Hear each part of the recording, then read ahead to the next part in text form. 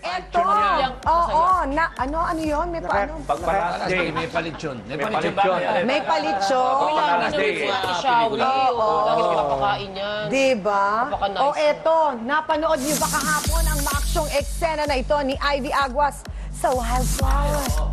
Hay, grabe, no? Ipinasilip ang behind the scene na yan sa Instagram account ng programa. At alam niyo bang si Maha mismo ang gumawa ng ilang mga stunts. At kitang-kita na kaya niyang makipagsabayan sa ilang mga action stars. Oo nga, tama si Kay na naka-heels. Oh, naka-heels sa kanyang fight scene. Galing.